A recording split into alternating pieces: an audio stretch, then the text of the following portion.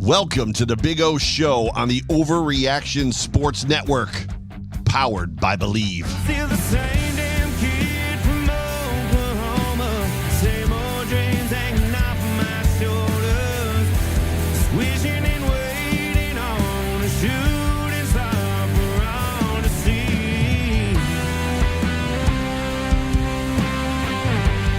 And now your host, straight out of Oklahoma, former Buffalo Bill, Jerry Ostroski.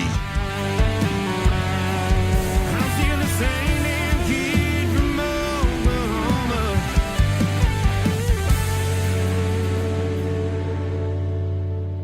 Welcome in, folks. It is time for the Big O Show here on the Overreaction Buffalo Sports Network. We are powered by Believe, 8 Eastern, 7 Central here on Thursday night. Bills are having a big game this weekend as they travel out west to play Seattle in the Emerald City.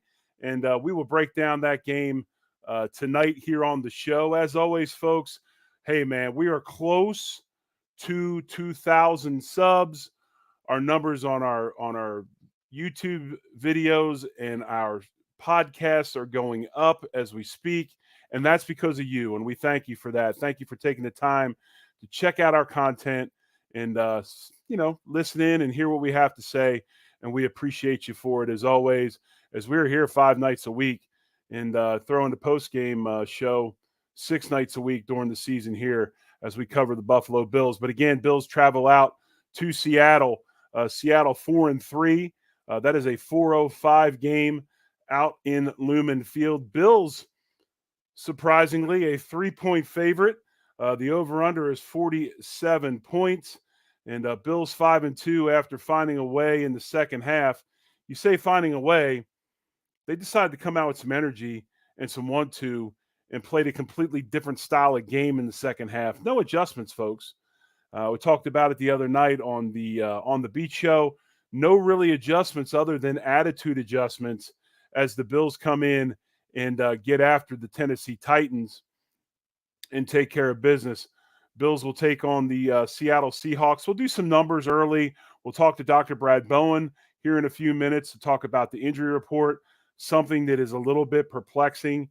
Our injury report is large, and it involves very, very important people, and it probably involves certain positions that we really can't afford to have injuries. But we'll talk to Dr. Bowen about that injury report in a moment. And we'll talk about some of the players from Seattle before we get into our keys of the game and our breakdown of the game. But when we look at these two teams, how do they stack up? Points scored per game. Buffalo 5th in the league with 28.4. Seattle comes in at 25.7. They're ranked 8th. Points allowed. Bills 19.4 points per game allowed. That is good for 8th in the league. Seattle gives up 23.4 points per game. That's 19th. Takeovers, Bills, of course, 1st in the league, plus 10. Whoa. Bills 1st in turnovers. Imagine that. Their turnover differential is plus 10. Seattle comes in at minus 3. They're 21st in the league. Passing yards per game, Bills 204 at 18th. Seattle, they lead the league, folks. 270 yards passing per game. Geno Smith and that offense got it tuned up. Some good wide receivers, although we don't know about DK Metcalf this week. Rushing yards, 116 per game for the Bills. That's 19th. Seattle, surprisingly, comes in with only 97 yards per game, 27th. Now, granted, they are leading the lead in passing, so that has something to do with it. But we'll just talk about how good Kenneth Walker III is. Really, really dynamic back for Seattle. And we'll talk about him here in a little bit. Defensive passing yards per game, 209 allowed by the Bills. That's 17th. Seattle checks in at 197. That's 13th. And defensive rushing yards per game, we give up 132, 20th in the league. And we do have some issues lately, especially on first down, second down. Big chunk runs were given up on this defense.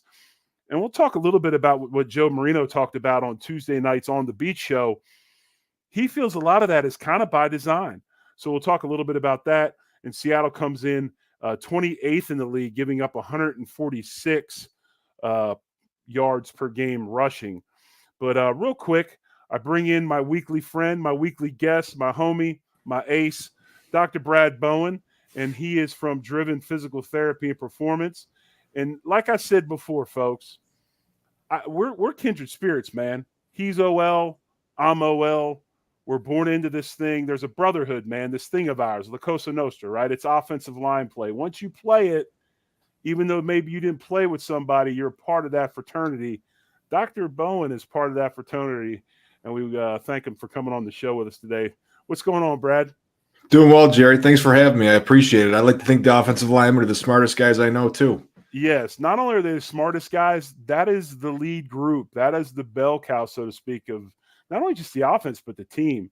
I always felt that way. And obviously, I mean, I'm impartial, of course. But anyway, let's get right into it. Bill's injury report is extensive. I'll tell you, I've got an iPad over here. You can about get all the names on the iPad.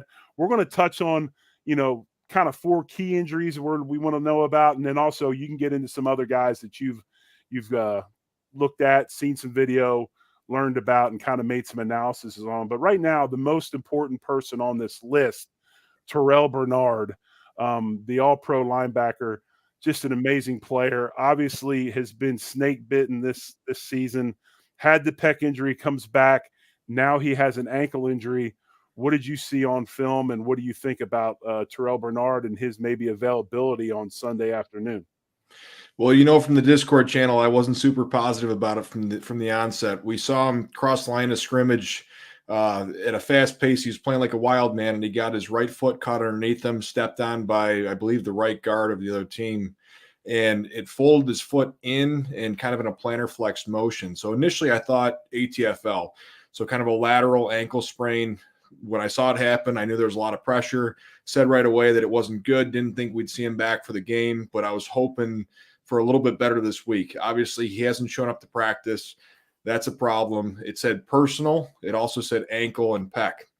Well, when we start talking about personal, I get word that he's flying around the country talking to specialists, and things are not looking on the up and up. So I'd be pretty confident to say ATFL is one problem. I would also throw out there, as did Kyle from Banged Up Bills, that the peroneal muscle on the outside of the ankle could be involved too. My main concern could potentially be a fifth metatarsal fracture, so a Jones fracture, if anyone's heard of that one. You could pull that peroneal muscle off of that fifth metatarsal, and that could potentially be surgical. That would be a reason that he might not be showing up to practice and would be getting some second opinions. Now, I have my fingers crossed that that's not the case, but when you don't see a guy of that caliber show up 2 days in a row and it says personal, you have to ask the question. Brad, I got to ask you, is when you talk about ankle injuries and turning your ankle, you're not talking about muscles and Jones fractures and things like that. Was the mechanism of injury him being stepped upon with that force, kind of, in the position he was in? Is that what leads you to believe maybe there's some other stuff involved? Yeah, he was pushing hard, driving across the line, but then got the instep of his foot stepped on. So not only was it his body weight, but it was someone else's driving him that direction. And if you watch that play, ankle sprains, guys know that it happened. Usually they'll drop after a play. He dropped instantly, and he grabbed down low, and he was kind of grabbing towards the outside of that ankle. So I'm going to keep my fingers crossed that I'm wrong, but it could be possible. Right. So, huge piece of the puzzle for the Bills, Bernard, and hopefully we see him on Sunday. Probably not likely, do you think? We got to hope for a limited practice, maybe. I mean, I think they tend to trend in that direction. We see about 100 limited practice guys on the roster this week. We got to at least see him once to have any hope. But with the way that things are trending, and if he shows up again on the list as another personal, I'm going to be leaning towards several weeks. If it is in fact something to do with that peroneal muscle on the outside or a Jones fracture, on an easy side, 4 to 6 weeks, potentially more if we're looking at surgically repaired stuff here. Let's move to Dwayne Carter. Dwayne Carter on the list, limited wrist injury. I don't know if he didn't participate on Wednesday. I wasn't quite sure. I can't remember, but he was limited today. Any input on that? Obviously, he's a guy who's a rookie, but he's also a guy that's been emerging. He's been coming on, making plays inside, fits that style of defensive line play that the Bills do. A lot of movement, a lot of taking edges and getting penetration. What do you think about the wrist? Big man mover. I watched the play that we think he got hurt on, and he was kind of battling with a guard on that play, I believe. took a big swipe at the ball carrier as he was running by. So almost in kind of a punching motion. It looked like he caught his thumb up high on the ball carrier's shoulder, so kind of coming to a hard stop. And he was wearing a cast, I believe, in practice yesterday or today. He was listed as limited, so he was out there moving around, but with a cast around the thumb, automatically you got to think either fracture or sprain. If he's out there playing, I'm hoping for just a sprain, potentially a little bit of like a subluxation where that joint kind of moved out of place a little bit, pop back in, would certainly make you uncomfortable. You can stabilize it like they did, and hopefully he can continue to play. Brad, I'm going to put my med device rep hat on for a minute, if you don't mind, and I'm going to bring up the fact that, fracturing a thumb, if you fracture a thumb, you're probably not playing because you're talking about maybe something like a gamekeeper type injury, and that's something that is pretty extensive because not only do I see them, I have a defensive lineman in my house that had one last season and know the extent of it and what he needed to repair it. So do you maybe lean more towards maybe he tore a ligament or maybe a fracture in something of the bones above where that joint is that would involve a gamekeeper fracture? Yeah, above or below. You've got a couple small bones of the wrist that are in play there too. So you got the scaphoid and the triquetrium. So those two getting smashed together with a guy that strong is certainly possible. Now, if he's out there playing, I'm going to go ahead and say that it's non-displaced, so those bones would be where you would want them to be. But under an X-ray, you could see that there's something there. They would stabilize it, potentially allow him to continue to play. Obviously, they don't want him to slam that thumb again, so they might keep it casted for the next several weeks of him playing if he does in fact play. Well, as a person that when they cleaned his locker out after he retired and they sent me 5 boxes to my house, one box was filled with nothing but hand splints and calf casts and everything else from all that stuff. I would imagine we expect to see him this weekend.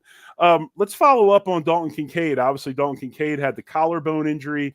He did play last week, was very, very effective last week. He's been on the list, is limited. I guess we're kind of trending towards what we talked about last week and possibly sternoclavicular, acromioclavicular, something along the lines of one of those two spots. Yeah, he looked great out there. He was moving well, didn't seem to be uncomfortable at all. I believe he had a red jersey on today, so I'm going to go ahead and suggest that they just don't want him getting hit any more than he has to be. He's going to be out there catching passes in practice, but no one's going to be banging him up. They may continue to have to shoot up that shoulder if it's still getting sore on game day, but they're going to let it rest as much as they can over the next few weeks until he truly does feel 100%. And finally, as far as somebody I want to talk about, I know you might have a couple others. Curtis Samuel, the pec injury, maybe that's the nouveau injury of the season. There seems to be one every season that shows up that you're like, wow, I hadn't seen that very much. And now we've got our second or third pec injury on the team. A little bit about that. Maybe did you see where he might have injured it? And what are you thinking on his participation on Sunday? Yeah, so I think he injured it with about 10 minutes and 20 seconds left in the first quarter. He was catching, looked like a little out route in the flats towards the left sideline. He kind of dove for the ball, didn't catch it on that play, and was getting tackled at the same time. And he kind of landed with his arm outstretched a little bit, trying to catch his weight as he came down. Nothing looked too out of the ordinary, but he certainly came up feeling a little bit sore. I believe he got checked out after that play, and I think that's the last we saw him, if I'm correct. Obviously, we need our wide receivers as healthy as possible. We can't keep throwing draft picks around to pull guys from other teams here. But if it is a pec like Bernard's was, we saw how many weeks he was out, and that could be the same for Samuel. He hasn't practiced since then, I believe. And real quick before we get out of here, maybe a couple other guys or a guy or two that you want to get into that we haven't talked about yet. Yeah, so we got Duan Smoot with the groin. He left the game, went to the blue tent, ended up playing after that. So I think it's a guy to keep an eye on. He's been pretty effective so far this year. I didn't see a play where he really may have injured it. There was a couple that Kyle over at Banged Up Bills posted, potentially him bending the edge, catching a foot inside a little bit and tweaking that groin. But because he played, I would expect to see him again this week. And then we saw Dorian Williams get rolled up on in a pile, caught his right knee underneath him, kind of in a knee in position. And he was seen in practice today wearing a brace and moving around pretty well. Thinking something like medial meniscus or a slight MCL sprain. Obviously, if he's moving well today, I'd expect him to be out there moving pretty well on Sunday too. Outstanding. Brad, before we let you go, let all the listeners and viewers know where they can get a hold of you, where they can find you, and where they can head to you to get some great quality physical therapy and also therapy that you do for athletes to help them with performance, even if they're not dealing with injury, to help them get better at the sport they're participating in. I consider myself a movement specialist. So whether you're hurt or need to move better, you can call me at 716-341-9694, or you can find my website, drivenptperformance.com. Brad, we appreciate you, buddy. We'll be back here next week, and hopefully we'll be happy talking about a Bills win and a much, much smaller injury report.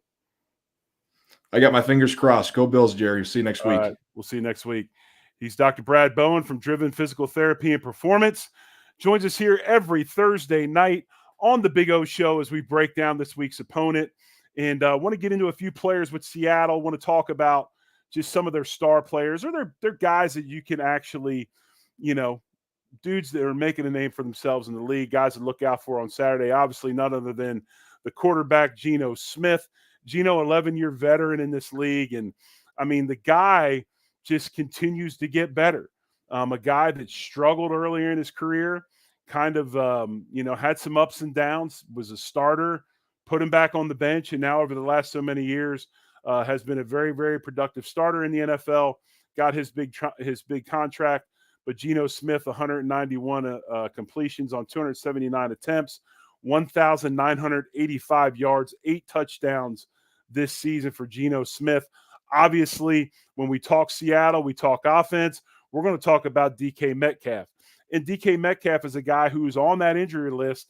He's been out, did not participate. It would help the Bills if he did not play, although they do have some other wide receivers that are very, very capable, like Lockett and Smith. Those guys are good players. But DK Metcalf, 35 receptions, 568 yards, 3 touchdowns, just a monster of a target, a huge physical presence, probably the largest pure wide receiver in the NFL, and a tremendous player for Seattle. We'll kind of that's something to watch out for. Check the injury reports as we go through the week and see if maybe he is available. If he's not, that would be a big blow to the Seattle Seahawks. A guy that I love, a guy that I think is dynamic, a guy that I think is an amazing runner, and it surprises me that Seattle only averages under 100 yards a game, but that's running back Kenneth Walker III. And if you look at him, man, he is an absolute weapon. 91.7 PFF grade running the ball. He's good catching the ball out of the backfield. He's a guy that is electric. He cuts all over the place. He runs more like a James Cook than he does a Ray Davis. He's going to find his spot. He's going to hesitate, and then he's going to go. Now, he hasn't participated today. He did not participate in practice because of an illness, was dealing with an illness last week. When he did play and had a big game, his numbers on the season, 65 rushing yards, 65 rushes, 303 yards, and 6 touchdowns. And with the Bills' woes in the running game on defense, you would have to expect Seattle to try to take advantage of that with Kenneth Walker III. Big boy up front that leads the way for them is the left tackle, Charles Cross. Great run blocker, good pass protector. This is an offensive line that's above average. They're athletic. They can move. They've got size to them, and they will try to get after the Bills on Sunday. Looking on the defensive side of the ball, Leonard Williams, he's a guy that fits that mold of what we just saw in Tennessee, right? This is a guy that's 6'5", 302. He's a run stuffer, nasty guy on the inside, can play a 3, can play a 1. Going to be an all-day thing for the likes of Torrance, McGovern, and Edwards. They're going to have to deal with him. And then also at safety, a premier safety in this league, a guy that's really, really good, Julian Love, 5'11", 195 pounds. He's great in pass coverage and an absolute hammer in run defense for this Seattle 3-4 defense that is led by head coach Mike Macdonald. Why is that important? Well, if you don't know, Mike Macdonald is the new head coach of the Seahawks this year. He took over for Pete Carroll, who was there for like 3,652 seasons. But Mike Macdonald was formerly the defensive coordinator of the Baltimore Ravens. he employs the same sort of defense that we saw in Baltimore a few weeks ago. I would have to think there's no bad blood for a guy that left the team for a head coaching job. So I would not be surprised if there would be information that was passed between the two. And then you also turn around and you look at the Titans, who we played last week. They agree to a trade this week when they send Ernest Jones, the fourth, the linebacker who started against us, now will probably start against us 2 weeks in a row. So they traded him to Seattle, another guy that's going to bring information to the Seattle side and, kind of intricacies and how do you face Josh Allen in this Bills offense. So just some things to look at. And when we move towards our keys to the game, and I've got quite a few. I probably could have had about 10 this week. And obviously, the one key that probably does not need to be said, but I will say it, and that's about the Bills themselves, okay? We look at the Buffalo Bills heading to Seattle, first big West Coast trip of the season. How does this team react in a hostile environment with a head coach that, as we talked to Joe Marino on Tuesday night, runs a ton of sim pressure stuff, which is things that give the Bills fits, gave the Bills fits in Baltimore. And Houston tried to do some of it. And they employ a same style of defense like we just talked about that gives the Bills fits. How do the Bills find a way to start quicker? We had talked about it in the past about tempo. They did use tempo. They did have some starts where things went better. I think they need to continue to use tempo, find a way to get the crowd out of the game. But this is going to be a really tough game for the Bills. I don't think you need to nobody should be overlooking Seattle with a 4-3 record. Yes, it's a winning record. They've lost 3 games. This is a quality football team that matchup-wise will cause the Bills problems. And then you look at the injury report of the Buffalo Bills, and that's going to continue to cause issues. If Bernard can't play, Bernard's the quarterback of that defense. We've all seen what happens. I think Braylon Spector is a guy that does some really, really good things. I think he's a great guy against the run, all of that. But if you look at Seattle, this is a team that averages over 270 yards passing a game. We need a guy like Bernard that can drop, play the crossers, play the deep middle, do those things that he does so well, bait throws, all that stuff. Then you look at his sidekick, Dorian Williams, who also has an issue. So this is going to be a tough game for the Bills, and I think a very tough game, especially defensively, considering the level of injuries that they have going on right now. But if we look at keys to the game, we look at Seattle's run defense versus the Bills' running game. Now, we talked about this some on Tuesday. We've talked about it in some other shows, folks. This is not a point where the Bills don't just run the ball up the middle, okay? And we said this the other day. John Fina likes to point this out. The Bills like to run between the tackles. They don't run the same blocking scheme every time. Obviously, don't run it to the same backs. They do things differently. But there is a reason why this team does what it does. Even if it's 2 yards a carry, 3 yards a carry, you're staying in front of the chains. In a place like Seattle, this is going to be vital. Seattle is ranked 28th in the NFL in their rush defense. Even with big bodies on the inside, they do have issues playing the run. That's probably a reason why they went out and traded for a guy like Ernest Jones IV, trying to bolster their run defense. But the Bills have to set the tone in the running game. Okay, if you set the tone in the running game, especially first, second down, I kind of agree a little bit. Sometimes we run a little bit too much in first down, but it's almost like Joe Brady's working up the stuff into the second half.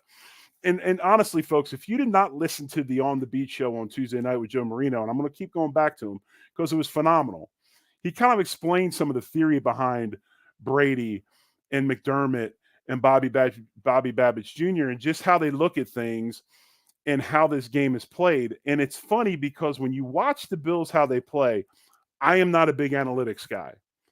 A lot of people hang their hat and every comment they make or every argument they make is based off of analytics. At some point in time, you have to understand there is a feel for the game.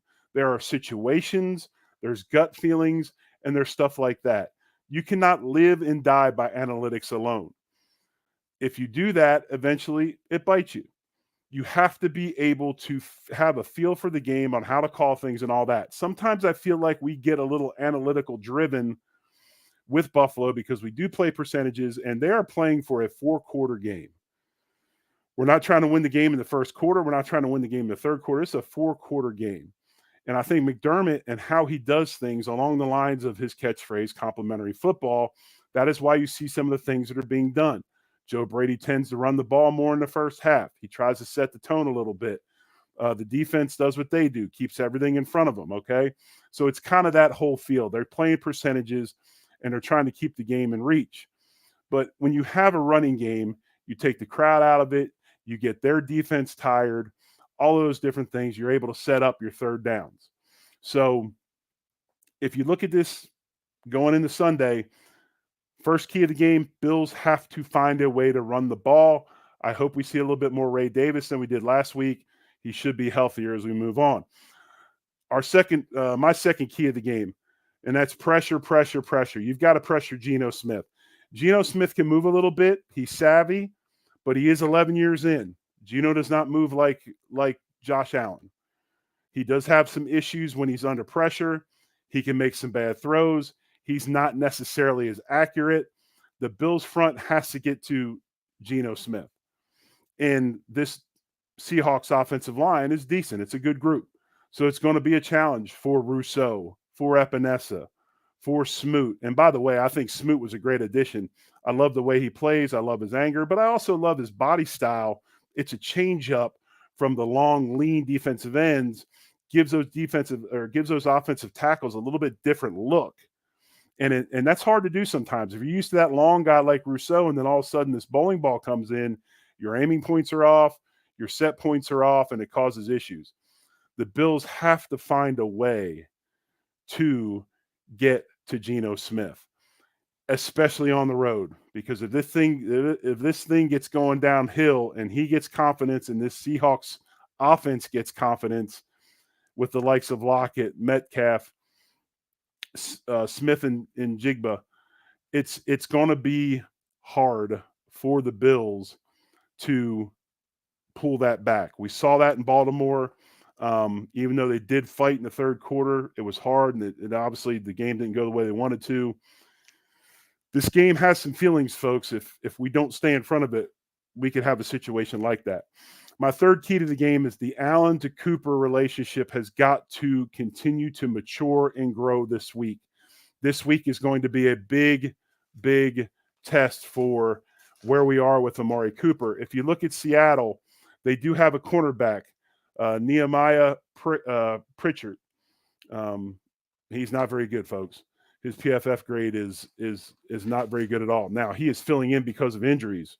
But if he is playing and we can get some one-on-one stuff, do some different things, I think we can make some big plays. But obviously that Cooper, Josh Allen to Cooper relationship has to go. Seattle defensively is kind of 50-50. They run some man, they run some zone. We know that Cooper's really good in man, but he also can play zone as well. But they're 50-50, so he's going to get his shots. And we can get him singled up. I don't know if they'll single him up or not. If they don't single him up, then guys like Shakir and others should be able to emerge. So I'm excited about the Cooper trade. Last week it went as advertised, and I think we're going to continue to see more and more great things out of Josh Allen and Amari Cooper. The one thing that made me a little bit nervous, he seemed to have tweaked his hamstring a little bit in the game, maybe got tight on him, especially when he stumbled a little bit on that touchdown catch. Hopefully that doesn't continue to show up in games. But I'm excited to see where these two go. And I hope they can build that relationship to where it warrants a long-term deal for Amari Cooper. So that's my third key to this game. How does Joe Brady continue to mesh these two and build this relationship between Josh Allen and Amari Cooper? Because it is a game changer for this offense. My fourth key to this game is how do the Buffalo Bills handle sim pressure that they're going to see on Sunday afternoon in Seattle. Again, if you go to the On the Beat show, Joe Marino, he talks about sim pressure, and that is something that gives the Bills issues. And when we talk about sim pressure, what we mean is you've got your defensive line. They bring up a couple guys on one side. They bring up one guy on the other. The two guys drop, and this guy comes. They kind of disguise where they're coming from.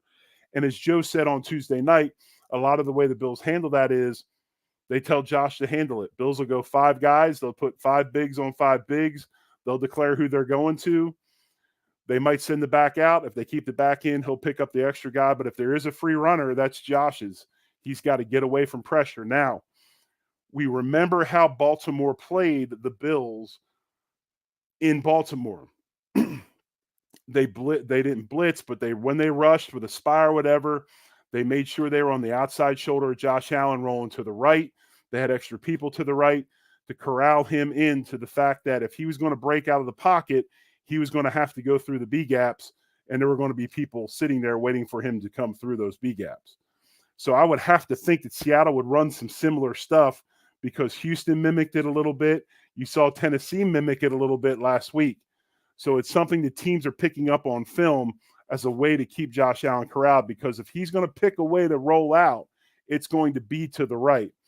And these sim pressures, you can go ahead and what they'll do is they'll force him to roll right, but also have a person playing that spot to where you're forcing Josh Allen into free runners and guys that are going ahead and accounting for him. So that's going to be a big thing. And again, listen to Tuesday's show. Joe Marino does a wonderful job of describing it and talking about it.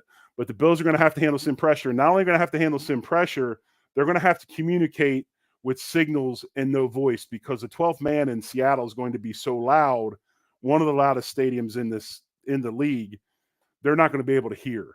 So there's going to be a lot of hand signals and nonverbal communication against tough looks to pick up.